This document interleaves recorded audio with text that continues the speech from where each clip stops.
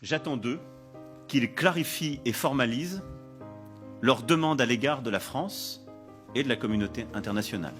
Souhaitent-ils notre présence? Ont-ils besoin de nous? Je veux des réponses claires et assumées sur ces questions. Je ne peux ni ne veux avoir des soldats français sur quelque sol du Sahel que ce soit, alors même que l'ambiguïté persiste à l'égard de mouvements anti-français. Je souhaite que nous puissions organiser une présence internationale plus forte et structurer au Sahel une nouvelle coalition autour de nous, en lien avec nos partenaires européens déjà présents. Le président français demande à nos chefs d'État africains francophones de fermer nos bouches. Parce que, selon lui, nous cultivons un sentiment anti-français. Mais vous savez très bien que c'est faux. Monsieur le président Macron, il n'y a pas de sentiment anti-français ici. Ce que vous appelez sentiment anti-français, d'ailleurs, comment vous allez présenter ça? Je suis en train de parler en français là. J'ai rien contre le français en tant que langue. Je parle pas en sénoufo ou en djoula ou en serer ou en wolof ou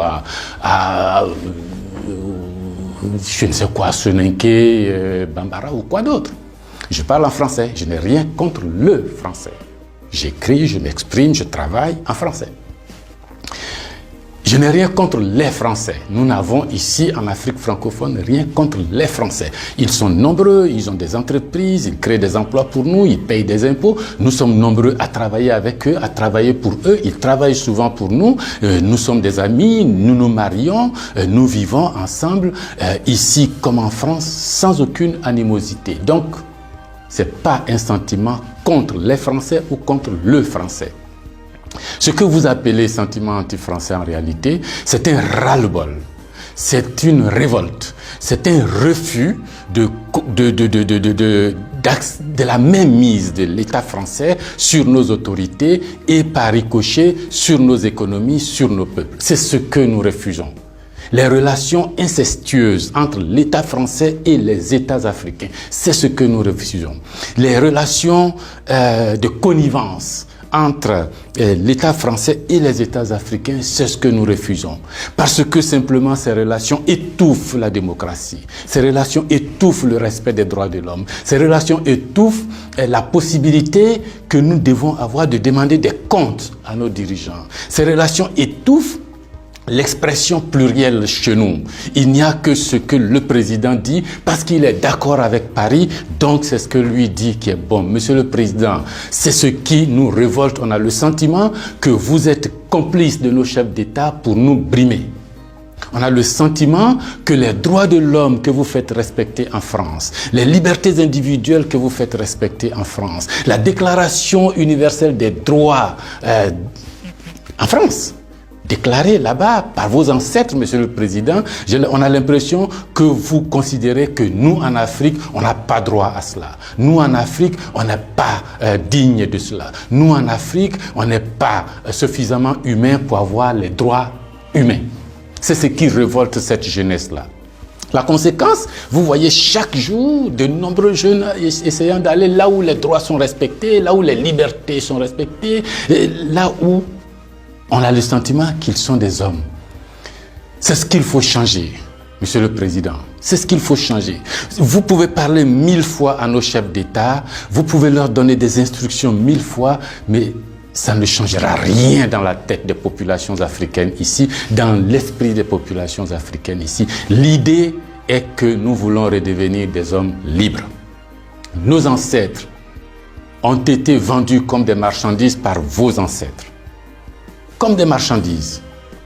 Pendant de 1500 à 1890, c'est par là, comme des marchandises.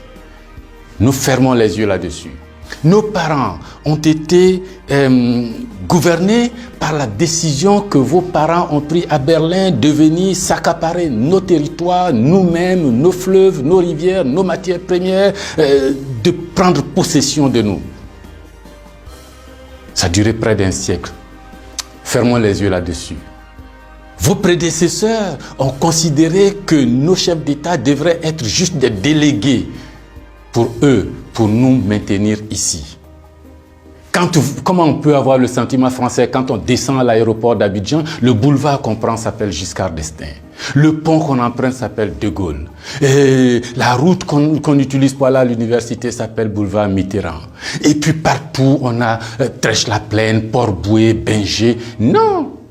Ce que la nouvelle génération veut, ce que nous voulons, c'est l'autodétermination. Que nos chefs d'État nous rendent compte ici, qu'ils ne soient pas obligés d'aller vous rendre compte pour se donner une certaine légitimité, comme Macron est d'accord avec moi, comme Chirac est d'accord avec moi, comme le chef d'État français est d'accord avec moi. Donc ici, vous allez faire ce que je dis parce que sinon vous allez avoir des problèmes. Monsieur le Président, tant que ça durera comme ça, les gens ici auront le sentiment que l'État français est complice de leur brimade, de leur pauvreté, de leur chômage. C'est ce que nous voulons changer. C'est ce que nous voulons changer. Renvoyer Kako Noboko, renvoyer Kemi Seba, renvoyer Nathalie Yamb, contester les propos de Salif Keïta ou je ne sais qui d'autre, ça ne changera rien. C'est dans la tête de chacun. Chacun de nous, les gens, ces idées-là ont imbibé notre esprit maintenant. Le désir de liberté, vous devez connaître ça. Vos ancêtres se sont battus pour avoir cette liberté. On fait plusieurs guerres pour jouir de cette liberté. Ce que nous voulons, c'est ça. Liberté de commerce, liberté de nous organiser, nous autodéterminer, faire ce qui est bon pour nous sans nuire à vos intérêts. Mais ça ne vous dit pas de venir nous imposer vos intérêts. Si vous pensez, chers auditeurs, que ce message vaut la peine d'être diffusé et que nous soyons nombreux à nous l'approprier, sans animosité, sans bestialité, mais avec fermeté et conviction, il faut liker, il faut partager. Parce que c'est l'Afrique de demain qui se joue là. Nous ne voulons plus être des marchandises, nous ne voulons plus être sous la tutelle de quelqu'un, nous voulons redevenir des hommes libres.